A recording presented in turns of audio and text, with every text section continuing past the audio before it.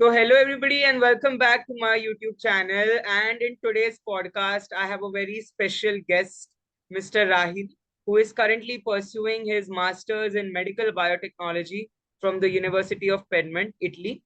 So, firstly, thank you so much, sir, for accepting the invitation and coming for this podcast.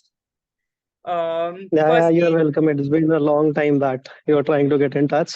yeah, So right, it's great. right. So, firstly, sir, very important question that since you moved from Yeah, India to an abroad, so how is your yeah. lifestyle there, like your adaptation in a foreign country? Can you enlighten It us? is. It is a very drastic change we can say in terms of weather. I've been from Mumbai, living in Mumbai, born and Right, brought up there. So it is quite a warm climate. But over here it is cold throughout the year. You can say just a few months of summer. right, It is not such a long time that I've been here. It has just been first semester. I right. just completed my first semester over here, and that is what we can say about the weather and all. The food, you can get the Indian stuffs easily over here, all over Europe, we can say. So nothing to worry about if you can cook on yourself. So you will be great to go. Okay. Sir, if somebody is planning to move abroad, what is an estimate amount, a specific cost that he or she should have with him or like with her, something fixed, any amount you can tell? Yeah, see if we if you're looking for Italy, if I say, and you don't have a scholarship, then monthly estimate will be 50,000. That is INR. It will cover your rent, your utilities, and the groceries and all. You will be good to go in Okay, 50,000. If it is um, average city, in right, big city it may vary 60,000 to 70,000. okay, But yeah, that much amount per month it is required. okay. And Yeah, yeah, fees, please. Go. yeah, the tuition fees over here it varies. It depends upon your income back in your home country. We know it over here as easy value. So it depends upon the easy value. If it is less, you may be exempt from the tuition fees. There is not scholarship, or it just depends upon the easy value. If there is a particular amount, if you fall in that range, you have to pay that much fees. And it is more than the required range, you have to maybe pay the full amount, which is generally 2,500, euros for Okay, an annual year. okay, annually. That's great. Yeah. So, sir, you mentioned about if a person does not have scholarships. So, what are the different scholarships or any list of few you can list few scholarships that are available to study in Europe or The scholarship over here, it is so divided into two. One is the need-based scholarship, and the other is the merit-based, depending upon your background or your profile, what you have achieved in your home country after your bachelor's. These are the two, and it differs from region to region. If you grab that, you will be most of your amount or your expenses will be covered from that itself. But other than that, you will have to have the bear the visa file and the Hmm. visa process that is there. That is a different scenario. It differs because the scholarship, even if you are having, you will not get it unless you reach to this country. Absolutely. So separately, you have to do the visa processes and all and the admission processes. So for visa for India, it is 12,000 euros that you have to show in your own savings account. It is not like a block account, which is the case for Germany. But for Italy, it has to be your own savings account. You have to show in your own account, or it could be sponsored by your family, directly by your father or mother, or you are self-sponsored. So 12,000 euro is the cost you're looking for the, you can say, proof of funds that you have to justify. Okay. So moving on, what about the different exams that one should give to apply for a good college, or are there any particular entrance test that you are aware about? Yes, it depends upon the university to university. There are not particular exams, but they make schedule an interview with you, an Interview. individual interview. Yeah, where they will check your background score, your knowledge, your verification of knowledge. Right. And if the university doesn't need that, you need IELTS nowadays. Hmm. Most of Right. the university they're asking IELTS in Italy also. Earlier it was not the case. They were just happy with the medium of instruction. We Okay. could just get a letter from the university saying that. Yeah, the course was in English. That was Oh, sufficient. But now it is changing. Most of them they are asking for IELTS. If not the university, the embassy where we put in the file or where we apply for the visa, hmm, they ask for IELTS, and it also give you an upper hand or a leverage in your portfolio when applying for the visa. absolutely. And IELTS, if we say we just need a level B2 of the language, so somewhere around 5.5 to 6.5 bands is more Right. than sufficient. Okay. So you would say Because 5. this is English is not an like official country. Sorry, the language over here. Okay. So an average English score is also fine. Okay.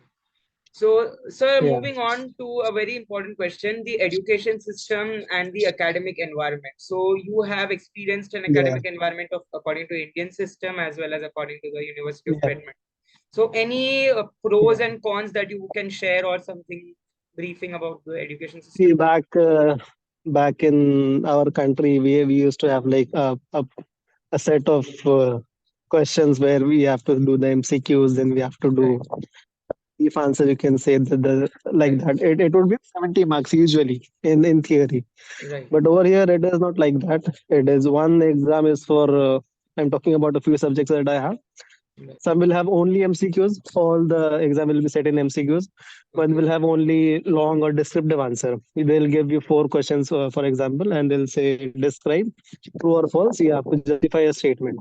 So for this, in our background, we could just learn uh, from the superficial layer, and we can write something in the exam. But over here, it is different.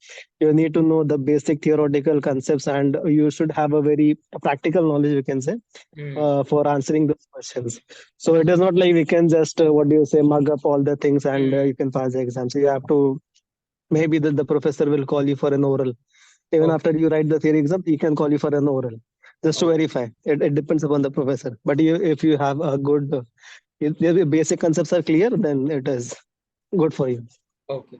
So that was very informative session. Like you have almost in short described everything that is essential for a basic aspirant. Yeah. So at the end, would you like to give any suggestions for the future aspiring students who are trying If to get an if you education in are India?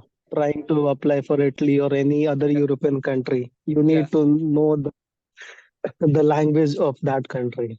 Otherwise, the daily life it will be quite difficult for you. Okay. Apart from because there are not a lot of English speakers over here. In big Right. cities, maybe like Rome and Milan, you will see English speakers. But if you are from a different city, a two-tier city, you will not have English speakers. You'll have to depend upon the Google Translate and all.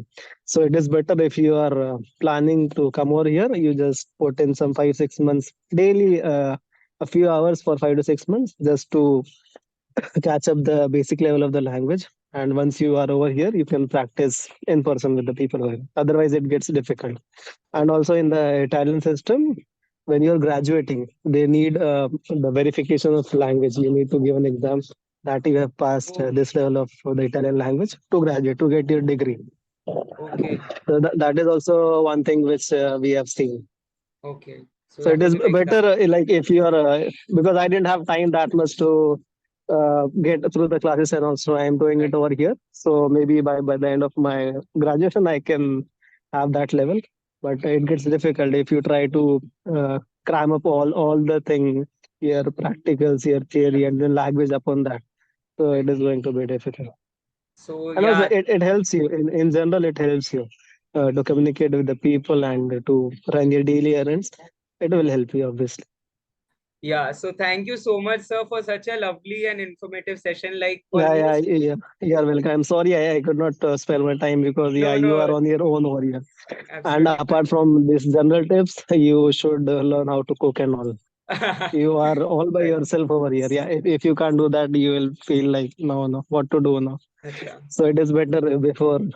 planning. You should keep this in mind also. You should learn cooking. Everything you have to do everything by yourself. Yeah. Okay. So like I'm literally so proud of sir because like I have known him in person and Hey, he told me you about his please journey. you can stop calling me sir. Yeah, Yeah. we spoke over the phone also Yeah. about such a good student I was back in the bachelor's. Right. So So if he, yeah. you don't need a very strong profile, Yeah. people might be thinking, yeah, for good university you will need like more than 70 percentage or a good CGPA like more than 7.5. Right. But even if it is around 6.5, you can grab a good admission over here if Okay. you have given IELTS along with that. It gives value to your application, you can say. Okay. So that was Mr. Rahil with me, who actually just has an amazing transformative journey from like to Yeah, an yeah. amazing person right now. So thank you so much for sparing your time, and to all the viewers who are watching, I'll be sharing Mr. Rahil's LinkedIn profile in my description section, so you can connect to him via LinkedIn as Yeah, well. sure. And yes, thank you so much, sir, once again for sparing your time for today's session. One thing I would like to add is Yeah, once you finish your bachelor's, don't just rush into this race of I want to do masters, I want to go abroad. right. Get some 1 year, 1.5 year, 2 year experience back in your own country. So that will also build you in the professional life over here. That is Okay. really important. Uh, right out of bachelor's, you are very fresh. So Hmm. I don't know how to frame this, but you should know how to communicate with people when you're in a different country Absolutely. and how to judge people. There are pros and cons everywhere. Right. So if you are in the professional environment back in your own country, you'll know how to deal with people. Right. Just Duniadari to samajh aayegi. yeah, dunyadari, you can say you should be street smart in Right. this sense. It's smart. So you'll get some good people, some good bad people everywhere. So you Right. should know whom to get along, like whom with what people you should get along, like Absolutely. that. So that is one thing. And Right. also having an added experience, it will help you in during your visa processes. Because uh, they'll ask you inside out what you are doing, what are your Okay. future plans, everything. That is the whole different topic. Today, as Okay. you said, you Yeah. just want to have a general idea about. Absolutely. Yeah.